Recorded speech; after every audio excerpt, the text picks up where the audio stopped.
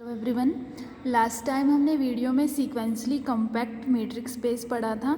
Sequentially compact matrix space क्या होता है? एक मैट्रिक्स स्पेस जिसमें हर एक सीक्वेंस के पास एक कन्वर्जेंट सब सीक्वेंस हो, वो स्पेस कैसा हो जाता है? सीक्वेंसली कॉम्पैक्ट हो जाता है। सीक्वेंसली कॉम्पैक्ट का एक एग्जांपल हमने कर भी लिया था। आज हम नेक्स्ट एग्जांपल करते हैं। Show that R with usual metric D is neither sequentially compact nor possess the Bolzano Weierstrass property. आपको क्या शो करना है कि जो R है विद यूजुअल मैट्रिक वो ना तो सीक्वेंशली कॉम्पैक्ट होता है, ना ही उसके पास बोल्जानो-वीस्ट्रस प्रॉपर्टी होती है। सीक्वेंशली कॉम्पैक्ट मीन्स आपको उसमें से एक सीक्वेंस उठानी है, सीक्वेंस के पास कोई कन्वर्जेंट सब सीक्वेंस नहीं है, ये दिखाना है। बोल्जानो-वीस्ट्रस प्रॉपर्टी के लिए क्या करना है? एक इन्फानाइट सबसेट उठाना है, उस इन्फानाइट सबसेट के पास लिमिट पॉइंट नहीं है, आपको ये शो करना है। ठीक है, तो हमने उठा लिया let an is equals to this sequence of natural numbers 1 2 3 4 up to so on. ठीक है, अब जो ये सीक्वेंस है ये कन्वर्जेंट नहीं है। ये सीक्वेंस एंड सीरीज में हम अच्छे से करके आ चुके हैं। This sequence is not convergent in R। अब अगर सीक्वेंस ही कन्वर्जेंट नहीं है तो उसकी जोन सी मर्जी सब सीक्वेंस उठा लो, वो कन्वर्जेंट कैसे हो सकती है? ठीक है, तो आपके पास क्या है? इस सीक्वेंस के पास कोई कन्वर्जेंट सब सीक्वेंस नहीं है। इट मीन्स आपके पास ये वाला जो सेट R है ये आपके पास सीक्वेंसली कॉम्पैक्ट नहीं है। उसके बाद आपको बोल्जानो-वीस्ट्रस की बात करनी है। बोल्जानो-वीस्ट्रस के लिए आपको एक इन्फानाइट उठाना पड़ेगा सबसेट, तो R का एक इन्फानाइट सबसेट उठा लो। हमने R का एक इन्फानाइट सबसेट उठा लिया, सेट ऑफ नेचुरल नंबर्स 1 2 3 4। अब देखो 1 2 3 4 इनके नेचुरल नंबर में हम बहुत बारी कर चुके हैं कि नेचुरल नंबर्स के पास कोई लिमिट पॉइंट नहीं होता। तो this infinite subset of R does not have a limit point, but this implies this set does not possess Bolzano Weierstrass property. ठीक है, यहाँ तक ये वाला एग्जाम्पल हो गया। नेक्स्ट हमारे पास है countably compact spaces. Compact spaces हम कर चुके हैं। कॉम्पैक्ट स्पेसेस क्या होते हैं? If every open cover has a finite सब कवर, तो वो कैसे हो जाते हैं? कॉम्पैक्ट हो जाते हैं। बस अब कॉम्पैक्ट के आगे काउंटेबल लग गया तो डेफिनेशन में भी थोड़ा सा बस चेंज आ जाएगा। जहाँ पे आपके पास होता था हर एक ओपन कवर के पास फाइनाइट सब कवर है, अब वहाँ क्या हो जाएगा? हर एक काउंटेबल ओपन कवर के पास। If every countable open cover of X has a finite सब कवर। डेफिनेशन सेम है, सिर्फ काउंटेबल आगे लगा है तो काउंटेबल का ही डिफरेंस आ जाएगा। Then a matrix space X is said to be countably compact if every countable open cover of X has a finite सब कवर। यहाँ से आप बोल सकते हो every compact matrix space is countably compact matrix space, क्योंकि compact matrix space में तो सिर्फ यही कंडीशन है ना कि ओपन कवर के पास फाइनाइट सब कवर होना चाहिए। अब वो ओपन कवर काउंटेबल है अनकाउंटेबल है उससे कोई फर्क नहीं पड़ता। मीन्स कॉम्पैक्ट में आपके पास काउंटेबल अनकाउंटेबल फाइनाइट सारे आ जाते हैं, तो इसलिए हर एक कॉम्पैक्ट मैट्रिक्स स्पेस कैसा है? काउंटेबली कॉम्पैक्ट मैट्रिक्स स्पेस है। अब एक नोट लिखा हुआ है, A subset A of a metrics space XD is said to be countably compact if every infinite subset of A has at least one limit point in A। तो ये limit point के case में definition बनाई है उसने। Limit point के case में definition क्या है कि एक सेट काउंटेबली कॉम्पैक्ट होगा अगर हर एक इनफाइनाइट सबसेट के पास एटलीस्ट वन लिमिट पॉइंट होगा ए में ही एक लिमिट पॉइंट होना चाहिए, तो वो काउंटेबली कॉम्पैक्ट हो जाता है। नेक्स्ट हमारे पास थ्योरम है, a matrix space is sequentially compact if and only if it has Bolzano Weierstrass property. If and only if theorem है, आपको दोनों साइड से प्रूव करनी है कि एक मैट्रिक्स स्पेस सीक्वेंसली कॉम्पैक्ट होगा तो उसके पास बोल्जानो-वीस्ट्रस प्रॉपर्टी होगी। बोल्जानो-वीस्ट्रस प्रॉपर्टी होल्ड करती है तो वो सीक्वेंसली कॉम्पैक्ट होगा। तो firstly suppose that the matrix space XD is sequentially compact. Suppose कर लिया कि वो सीक्वेंशली कॉम्पैक्ट है। प्रूव क्या करना है? हमें प्रूव करना है X हैज़ बोल्जानो-वीस्ट्रस प्रॉपर्टी, ये प्रूव करना है। बोल्जानो-वीस्ट्रस प्रॉपर्टी क्या कहती है कि X का जो भी आप इनफाइनाइट सबसेट उठाओगे उसके पास एक लिमिट पॉइंट होना चाहिए, has a limit point. Means अब आपको गिवन क्या क्या है, अब पहले तो वो देखो। आपको एक तो ये गिवन है कि X सीक्वेंशली कॉम्पैक्ट है, दूसरा आप ये उठा के एक इनफाइनाइट सबसेट उठा के चलोगे, बस आपको उसका लिमिट पॉइंट दिखाना है। ठीक है, सिर्फ ये काम करना है। तो क्योंकि XD सीक्वेंशली कॉम्पैक्ट है, A हमने उसका इन्फानाइट सबसेट उठा लिया, इन्फानाइट सबसेट तक तो उठाना ही है, ये काम करना है। अब सीक्वेंशली कॉम्पैक्ट है, इसका मतलब क्या है? X में से जो भी सीक्वेंस उठाओगे उसके पास एक कन्वर्जेंट सब सीक्वेंस होगी। तो हमने उठा ली let AN be any sequence of distinct points of A। ठीक है, क्योंकि ए को ही आपको बोल्जानो-वीस्ट्रस प्रॉपर्टी दिखानी है ना ए पे, तो हमने एक सीक्वेंस ले ली डिस्टिंक्ट पॉइंट्स की। अब क्योंकि एक्स जो है सीक्वेंसली कॉम्पैक्ट है, this sequence has a convergent subsequence. अब अगर बेशक हमने डिस्टिंक्ट पॉइंट्स ऑफ ए उठाए हैं, ए भी तो एक्स का ही है, तो अल्टीमेटली ये ए एन एक्स में ही चला जाएगा। ए एन एक्स में चली गई सीक्वेंस, एक्स सीक्वेंसली कॉम्पैक्ट है, तो इस ए एन के पास एक कन्वर्जेंट सब सीक्वेंस होगी, ठीक है। उस कन्वर्जेंट सब सीक्वेंस को नाम दे दिया ए एन आई। अब ए एन आई एक कन्वर्जेंट है तो वो किसी ना किसी पॉइंट पे कन्वर्ज कर रही होगी, ठीक है, और जिस पॉइंट पे वो कन्वर्ज करती है उसको क्या बोलते हैं, लिमिट। तो ए एन आई के पास एक लिमिट होगी, हमने उस लिमिट को नाम दे दिया ए। देखो अब ये ए एन आई है, ये सब सीक्वेंस है ए एन की, तो आप लिख सकते हो ए एन आई जितने भी आपके पास ये रेंज सेट बनेगा सीक्वेंस का, वो सबसेट होगा सीक्वेंस के रेंज सेट का। ये देखो सेट की नोटेशन है, सेट की नोटेशन है तो it means it is a range set. तो रेंज सेट जो है सब सीक्वेंस का, वो कंटेंड होगा रेंज सेट ऑफ सीक्वेंस में, और सीक्वेंस कहाँ है, ए में से, that is sequence is contained in A. और जो सब सीक्वेंस है वो कहाँ कन्वर्ज कर रही है, ए पे कन्वर्ज कर रही है। तो अगर इसमें से जो हम सब सीक्वेंस उठा रहे हैं वो ए पे कन्वर्ज कर रही है, तो it means this A is limit point of. तो ए जो हो गया वो कैपिटल ए का लिमिट पॉइंट हो गया। अब लिमिट पॉइंट आ गया, ए क्या था, इन्फानाइट सबसेट, यानी कि इन्फानाइट सबसेट के पास लिमिट पॉइंट है। What this implies, X has Bolzano Weierstrass property. Conversely हमें सपोज करना है कि x के पास बोल्जानो-वीस्ट्रस प्रॉपर्टी है, और हमें प्रूफ क्या करना है, हमें प्रूफ करना है x इज़ सीक्वेंशली कॉम्पैक्ट, ये हमें प्रूव करना है। अब सीक्वेंशली कॉम्पैक्ट प्रूव करना है तो क्या करना पड़ेगा, इसमें से एक सीक्वेंस उठानी पड़ेगी, और उस सीक्वेंस की हमें एक कन्वर्जेंट सब सीक्वेंस लेके आनी है, ठीक है। तो उठा लो, सबसे पहले इसमें से सीक्वेंस उठा लो। Let A N be any sequence of points of X. अब सीक्वेंस है, सीक्वेंस का रेंज सेट होता है, रेंज सेट पता है ना, रेंज सेट क्या होता है, जितनी सीक्वेंस की डिस्टिंक्ट टर्म्स होती है उनको एक सेट में डाल देते हैं तो वो रेंज सेट बन जाता है। Let A be the range of the sequence A N, range set ले लिया हमने। अब देखो इस रेंज सेट पे ही डिपेंड करता है, अगर ये रेंज सेट फाइनाइट होगा या ये रेंज सेट इनफाइनाइट होगा। अगर तो फाइनाइट हुआ रेंज सेट फाइनाइट है, इसका मतलब क्या है कि सीक्वेंस में कुछ टर्म्स ऐसी हैं जो एक टाइम के बाद खुद को रिपीट कर रही हैं, ठीक है। Then there is at least one point say A naught, कम से कम एक पॉइंट होगा A naught which occurs infinitely many times in the sequence A N. क्योंकि फाइनाइट है ना, फाइनाइट है तो आपके पास जो है इसकी टर्म्स इनफाइनाइट तो हो नहीं सकती, टर्म्स इनफाइनाइट नहीं हो सकती, मतलब कुछ ना कुछ टर्म्स ऐसी हैं जो खुद को बहुत टाइम्स रिपीट कर रही हैं, तभी वो फाइनाइट जा रही है। अब देखो अगर सीक्वेंस आपके पास इस तरह से है 1 0 1 0 0 0 1 1 अप टू सो ऑन, ये सीक्वेंस कैसी है, सीक्वेंस तो ये इनफाइनाइट चल रही है, चलती जा रही है। लेकिन अगर हम इसके रेंज सेट की बात करें तो रेंज सेट क्या होगा इसका, जितनी इसमें डिस्टिंक्ट टर्म्स है, डिस्टिंक्ट तो सिर्फ क्या है 0 और 1 है, ठीक है। तो रेंज सेट में एक टर्म ऐसी है जो खुद को इनफाइनाइटली मैनी टाइम्स रिपीट कर रही है। इसमें तो चलो दोनों ही टर्म्स हैं जो खुद को इनफाइनाइटली टाइम्स रिपीट कर रही है, लेकिन एटलीस्ट एक तो है ही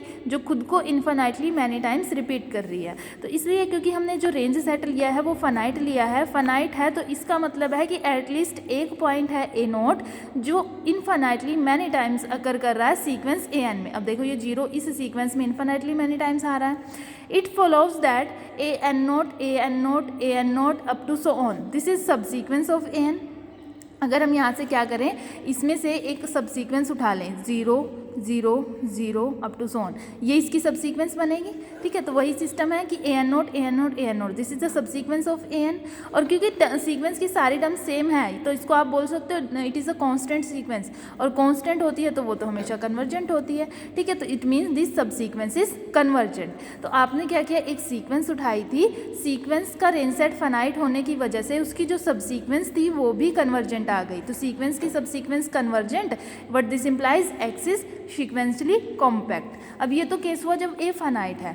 अगर ए इनफाइनाइट हो, ए इनफाइनाइट है तो क्या होगा, अब देखो x के पास बोल्जानो-वीस्ट्रस प्रॉपर्टी है, बोल्जानो-वीस्ट्रस प्रॉपर्टी है, इसका मतलब क्या है, जो भी इसका इनफाइनाइट सबसेट उठाओगे उसके पास एक लिमिट पॉइंट होगा। तो a इनफाइनाइट है तो इट मीन्स a के पास लिमिट पॉइंट होगा। A has at least one limit point say ए, ठीक है। तो अगर ए के पास एक लिमिट पॉइंट है तो हमारे पास ये इजी हो जाता है कि हम इस सीक्वेंस में से एक सब सीक्वेंस उठाएं जो इसी ए पे कन्वर्ज करे, ठीक है। तो इस केस में भी एक्स कैसा हो जाता है, सीक्वेंसली कॉम्पैक्ट हो जाता है। तो इंपॉर्टेंट थ्योरम है, एक set metrics space sequentially compact होगा if and only if it has Bolzano Weierstrass property. Next theorem है, every countably compact matrix space has Bolzano Weierstrass property.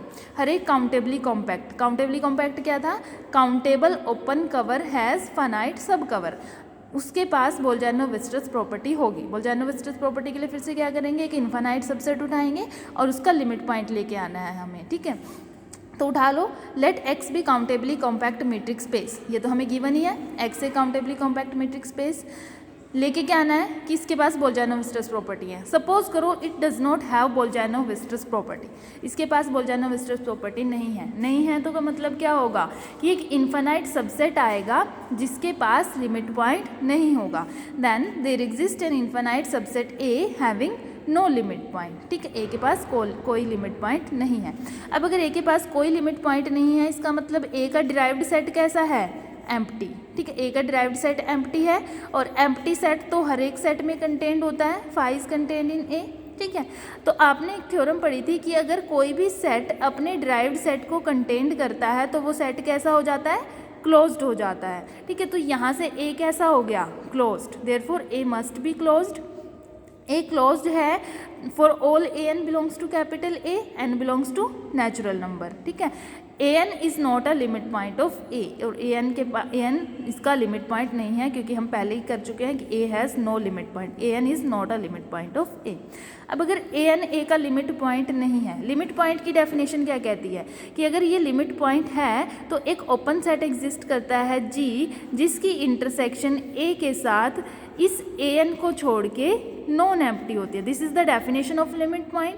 तो अगर ये लिमिट पॉइंट नहीं है, इसका मतलब क्या है कि अगर हम एक ओपन सेट आएगा जी जिसकी इंटरसेक्शन ए के साथ इस ए एन को छोड़ के या तो एम्प्टी होगी या फिर इस सिंगलटन ए एन के ही इक्वल होगी, तब भी आपके पास वो नॉट अ लिमिट पॉइंट की ही कंडीशन सेटिस्फाई करता है, ठीक है। तो this is not a limit point, therefore there exist an open set G N such that G N की intersection with A is equals to singleton A N, ठीक है। यहाँ तक हमारे पास सिंगलटन ए एन आ गई क्योंकि वो उसका लिमिट पॉइंट नहीं था।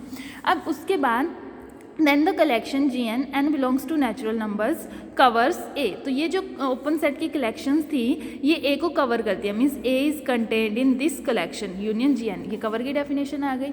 That is A complement union G N is an open cover of A. अब क्योंकि ए तो क्लोज्ड था, हम करके आए हैं, जी एन सारे ओपन हैं, ए क्लोज्ड है, तो अगर ए का कॉम्प्लीमेंट करें तो ये भी कैसा हो जाएगा, ओपन हो जाएगा, ठीक है। और ओपन के यूनियन इन ओपन सेट्स के साथ कर दें, ये तो पहले ही इसको कवर कर रहे थे, अगर हम इसमें एक ए कॉम्प्लीमेंट और ऐड कर दे तो कोई फर्क नहीं पड़ता, इट मीन्स ये पूरी यूनियन भी इस ए को कवर करेगी। That is A complement union G N is an open cover of X, ठीक है। तो ये ओपन कवर हो जाएगा।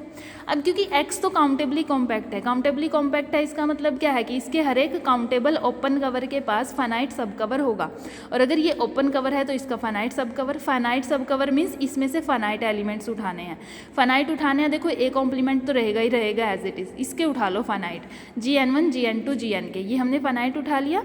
अब ये एक्स को कवर करेंगे, कवर की डेफिनेशन लगा दी, X is contained in A complement union GN1 union GN2 union GN K, that is A is contained in I from 1 to K GNI। But GNI intersection A last में हम करके आए हैं, कैसा है, एक सिंगलटन एलिमेंट है, ठीक है। This is a singleton set है, इसका मतलब क्या है, ए मस्ट बी फाइनाइट। अब क्योंकि ये तो सारे इंटरसेक्शन सिंगलटन है ना, तो it means this is finite. अब ए फाइनाइट आ गया, ये तो कॉन्ट्राडिक्शन होगी क्योंकि हम तो ए को कैसे उठा के चले हैं, ए इज इनफाइनाइट है, ठीक है, ए इज इनफाइनाइट सबसेट, तो ये तो कॉन्ट्राडिक्शन हो गई। कॉन्ट्राडिक्शन क्यों हुई, हमने ये सपोज किया था कि इसके पास बोल्जानो-वीस्ट्रस प्रॉपर्टी नहीं है, but this implies this set has Bolzano Weierstrass property. Next है if a metric space X D is compact then it is sequentially compact. अगर एक मेट्रिक स्पेस कॉम्पैक्ट है तो वो सीक्वेंसली कॉम्पैक्ट होगा। देखो अगर एक मेट्रिक स्पेस कॉम्पैक्ट है, अभी हम करके आए हैं एक सेट कॉम्पैक्ट है तो वो काउंटेबली कॉम्पैक्ट तो होता ही है। अभी हम लास्ट में एक नोट भी पढ़ के आए थे ये वाला, ठीक है, compact metric space is countably compact, ठीक है। तो अब यहाँ पे ये कॉम्पैक्ट है, इट मीन्स काउंटेबली कॉम्पैक्ट है। और बाय द लास्ट थ्योरम अगर काउंटेबली कॉम्पैक्ट है तो उसके पास बोल्जानो-वीस्टर्स प्रॉपर्टी होगी, and by the last second theorem अगर बोल्जानो-वीस्टर्स प्रॉपर्टी है तो वो सीक्वेंशियली कॉम्पैक्ट होगा, ठीक है। तो यहाँ से ये वाली थ्योरम आपकी प्रूव हो जाती है। नेक्स्ट थ्योरम है एक compact subset of a metric space is closed and bounded. एक कॉम्पैक्ट सबसेट जो होता है मेट्रिक स्पेस का वो क्लोज्ड भी होता है, बाउंडेड भी होता है, ये आपको प्रूव करना है, ठीक है। तो let X D be a metric space, अब सबसेट उठाना है ना, वो भी कैसा, कॉम्पैक्ट सबसेट।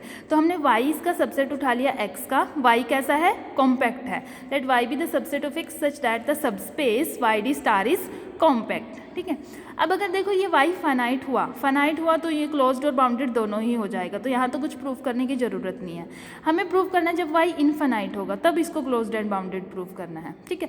अब y इनफाइनाइट है, स्पेस कैसा है, कॉम्पैक्ट है तो सीक्वेंशियली कॉम्पैक्ट तो होगा ही, ये अभी लास्ट में करके आए हैं, ठीक है। तो y इज सीक्वेंशियली कॉम्पैक्ट। अब सीक्वेंशियली कॉम्पैक्ट हो गई, हम ये प्रूव करते हैं दिस इज बाउंडेड प्रूव करना है। सपोज करो y बाउंडेड नहीं है, ठीक है। अब y बाउंडेड नहीं है, अब बाउंडेड होता है तो मान लो उसका अपर बाउंड भी एग्जिस्ट करता है, लोअर बाउंड भी एग्जिस्ट करता है, ठीक है। तो और उसके किन्हीं भी दो पॉइंट्स के बीच का डिस्टेंस जो होता है वो आर्बिट्रेरी स्मॉल होता है। लेकिन अब y बाउंडेड नहीं है तो उसमें कम से कम दो पॉइंट्स ऐसे होंगे जिनके बीच में बहुत बड़ा डिफरेंस होगा, ठीक है। Then we can find pairs of points of y at arbitrary large distances apart. तो हम एक पेयर फाइंड कर सकते हैं जिनमें बहुत ज़्यादा डिस्टेंस है, ठीक है।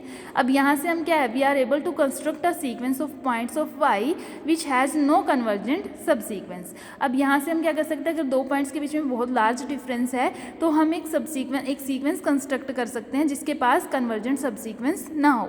इसके लिए हमने एक पॉइंट उठाया y1 हमने पॉइंट उठाया। अब पेयर उठाना है y के पॉइंट्स का, तो एक पॉइंट और उठा लेते हैं y1 और y2 को हमने ऐसे उठाया कि इनके बीच का जो डिस्टेंस है वो ग्रेटर देन 1 है, ठीक है। अब इनके बीच का डिस्टेंस ग्रेटर देन 1 है। इसी तरह से अगर हम एक और पॉइंट चूज करें y1 और y3 का डिस्टेंस हमने ऐसे सपोज कर लिया कि जो y1 और y3 का डिस्टेंस है वो ग्रेटर देन है 1 plus distance between y1 and y2। इसी तरह से कंटिन्यू करते जाएं तो हम yn पॉइंट चूज कर सकते हैं such that distance between y1 and yn is greater than 1 plus distance between y1 and yn-1। इसको जनरलाइज कर लिया, जब यहाँ 3 था तो यहाँ 2 है, जब यहाँ n है तो यहाँ n-1 होगा, ठीक है। अब अगर हम n से भी बड़ा कोई नंबर ले लें, m जो नंबर है हमने n से भी बड़ा ले लिया, तो ये रिजल्ट क्या बन जाएगा, this result becomes distance between y1 and ym is greater than 1 plus distance between y1 to yn, ठीक है।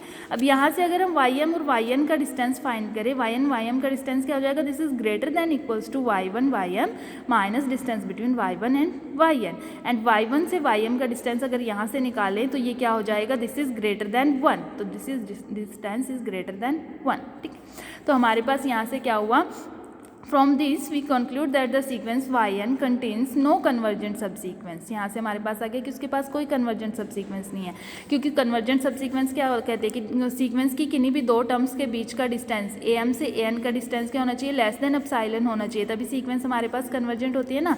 अब लेस देन एप्सिलॉन की बजाय ये तो ग्रेटर देन 1 हो गया, but this implies this sequence has no convergent subsequence. अब अगर इसके पास कन्वर्जेंट सब सीक्वेंस नहीं है, इसका मतलब ये सीक्वेंशियली कॉम्पैक्ट नहीं है। बट हम तो सपोज करके चले हैं y इज सीक्वेंशियली कॉम्पैक्ट, तो ये तो कॉन्ट्राडिक्शन आ गई। कॉन्ट्राडिक्शन क्यों आई, क्योंकि हमने सपोज किया y इज नॉट बाउंडेड, तो what this implies y must be bounded. तो हमें सिर्फ ये प्रूव करना रह गया y इज क्लोज्ड। क्लोज्ड के लिए क्या प्रूव करते हैं कि अगर ये सेट अपने लिमिट पॉइंट को कंटेन करता है तो ये सेट क्लोज्ड हो जाता है, ठीक है। तो हमने ले लिया let y be the limit point of y हमने लिमिट पॉइंट ले लिया। Then there exist a sequence of points yn of y which converges to y। अब देखो y इसका लिमिट पॉइंट है तो कोई ना कोई सीक्वेंस तो होगी जो y पे कन्वर्ज करती है। तो हमने एक सीक्वेंस ले ली yn जो y पे कन्वर्ज करती है, ठीक है। और क्योंकि y सीक्वेंशियली कॉम्पैक्ट है तो इस सीक्वेंस की हर एक सब सीक्वेंस भी कन्वर्ज करेगी, ठीक है। And every subsequence yn converges to y, तो इसकी हर एक सब सीक्वेंस भी y पे कन्वर्ज करती है। But since y is compact है, it means yn has a sub sequence which converges to a point of y, ठीक है, which converges to point of Y and consequently Y belongs to capital Y. ठीक है, तो सब sequence थी जो Y पे कन्वर्ज कर रही थी, तो वाई भी कहाँ जाएगा, कैपिटल वाई में जाएगा। मीन्स वाई लिमिट पॉइंट था, लिमिट पॉइंट कैपिटल वाई में चला गया, तो कैपिटल वाई कैसा हो गया, क्लोज्ड हो गया। बाउंडेड हमने ऊपर प्रूव कर दिया, क्लोज्ड यहाँ से हो गया। इट मीन्स अगर आप मैट्रिक्स स्पेस का कॉम्पैक्ट सबसेट उठाओगे किसी भी मैट्रिक्स स्पेस का, तो वो कैसा होगा, क्लोज्ड एंड बाउंडेड होगा। ठीक है, तो ये भी थ्योरम इंपॉर्टेंट थ्योरम है। अगर यहाँ तक आपको किसी भी थ्योरम में कोई डाउट है तो आप गूगल मीट में पूछ सकते हो।